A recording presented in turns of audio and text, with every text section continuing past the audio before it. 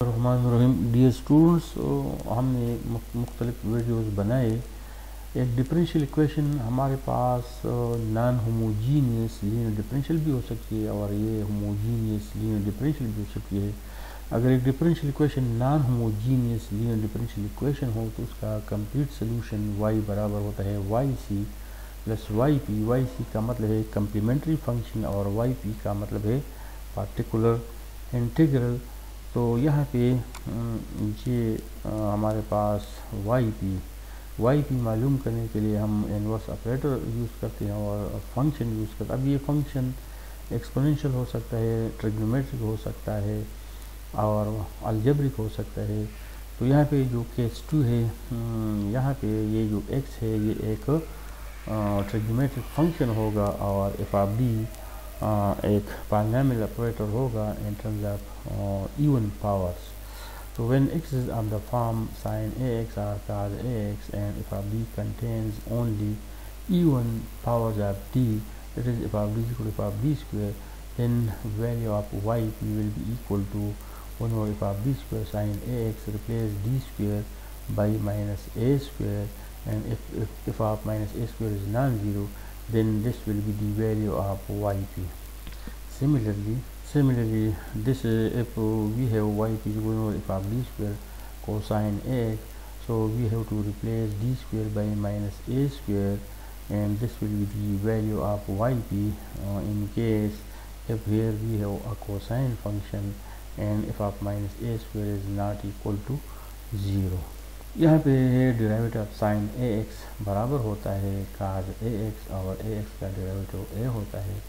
Now differentiating this equation again, तो यहाँ पे डी स्क्वायर आएगा और यहाँ पे कोसाइन का डेरिवेटिव आएगा minus a sine a x और ए एक्स से ए आएगा तो a into a is equal to minus a square आएगा, प्लेस हो गया है माइनस ए स्क्वायर। यहाँ अगर हम देख ले तो यहाँ पे ये जो डी स्क्वायर है, इसी डी स्क्वायर को अगर हम देखें तो ये रिप्लेस हो चुका है माइनस ए स्क्वायर से।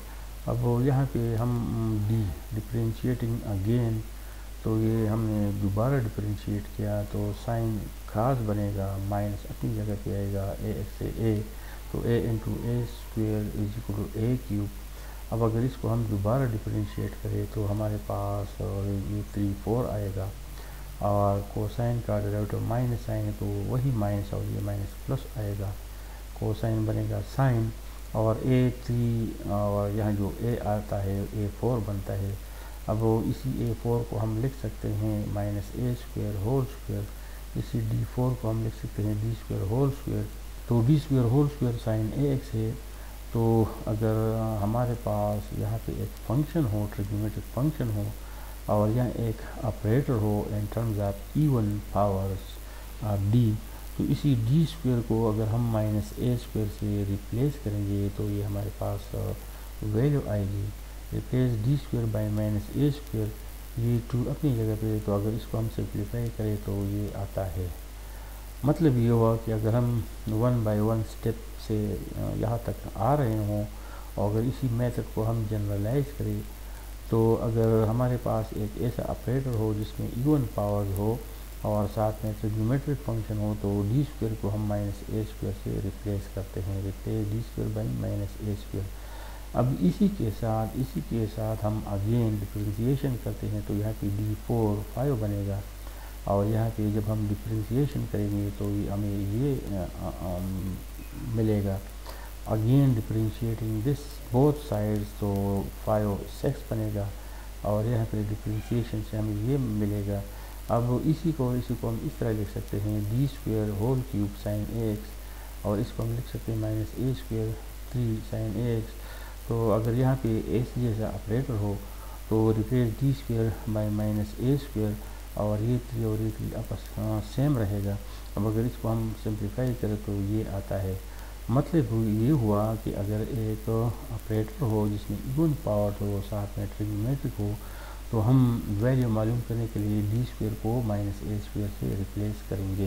कंटिन्यूइंग दिस वे, तो यहाँ पे एक ऑपरेटर है जिसमें इवन पावर्स है और ट्रिग्नोमेट्रिक है तो डी स्क्वायर को माइनस ए स्क्वायर से रिप्लेस करेंगे और यहाँ जो पावर भी हो, जो एक्सपोनेंट हो, अपनी ही हालत में रहेगा।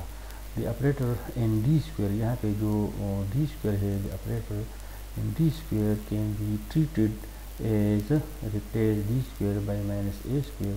तो जहाँ कहीं पॉलीनॉमियल ऑपरेटर हो और ट्रिग्नोमेट्रिक हो तो डी स्क्वायर को हम माइनस ए स्क्वायर से रिप्लेस करेंगे।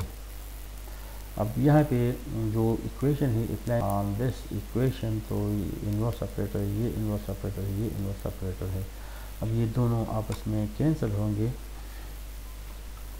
And these two inverse operator will cancel each other, this sign will be here। और यहाँ पे हमारे पास ये जो कांस्टेंट, इसको हम यहाँ पे रखते हैं और इसी ऑपरेटर को हम यहाँ पे रखते हैं, dividing both side by minus a square. तो दोनों साइड को जब हम माइनस ए स्क्वायर से डिवाइड करेंगे तो ये वाला यहाँ पे रहेगा और यहाँ पे रहेगा 1/f of minus a square sine a x. तो यहाँ पे जब हमने डिवीजन किया तो हमारे पास ये एक रिज़ल्ट आ गया कि अगर इन्वर्स ऑपरेटर हो, ट्रिग्नोमेट्रिक हो, तो डी स्क्वायर को हम माइनस ए स्क्वायर से रिप्लेस करते हैं, जबकि ये डिनोमिनेटर नॉन ज़ीरो हो। सिमिलरली इसी तरह कोसाइन हो और यहाँ इवन पावर ऑफ डी हो तो डी स्क्वायर को माइनस ए स्क्वायर से रिप्लेस करते हैं, जबकि ये डिनोमिनेटर नॉन ज़ीरो हो। In case if of d as having the following may be treated as, d में डी क्यूब हो, अगर हम किसी क्वेश्चन को हल कर रहे हों और ट्रिग्नोमेट्रिक हो तो डी क्यूब को हम इस तरह लिखेंगे और फिर डी स्क्वायर को हम माइनस ए स्क्वायर से रिप्लेस करेंगे। अब अगर किसी क्वेश्चन में डी फोर हो तो डी फोर को हम इस तरह लिखेंगे और डी स्क्वायर को हम माइनस ए स्क्वायर से रिप्लेस करेंगे। तो इसी डी पावर फोर को हम इस तरह लिख सकते हैं या इस तरह लिख सकते हैं। तो यहाँ पे डी स्क्वायर को माइनस ए स्क्वायर से रिप्लेस करेंगे। अगर इस तरह लिखा हो तो यहाँ भी डी स्क्वायर को हम माइनस ए स्क्वायर से रिप्लेस करेंगे। दोनों मेथड से सेम वैल्यू आएगा। इसी तरह किसी क्वेश्चन में अगर डी फाइव हो तो इस तरह लिखते हैं, डी फोर इस तरह लिखते हैं, डी स्क्वायर को हम माइनस ए स्क्वायर से रिप्लेस करते हैं और इस तरह ये वैल्यू मिलती है। फिर we have non homogeneous linear differential equation.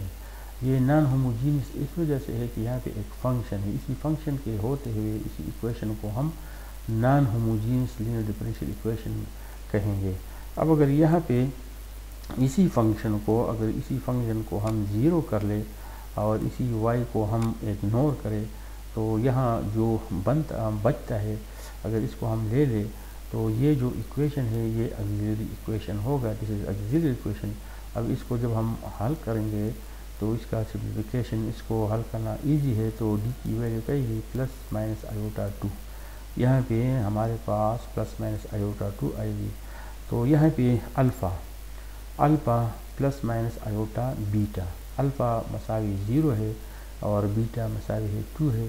तो कम्प्लीमेंट्री फंक्शन जब हम लिखेंगे y = e power alpha x, जबकि यहाँ अल्फ़ा 0 है तो e पावर 0x और ब्रैकेट के अंदर a cos 2x plus b sin 2x और ये जो 2 है यही 2 है जो कि बीटा है।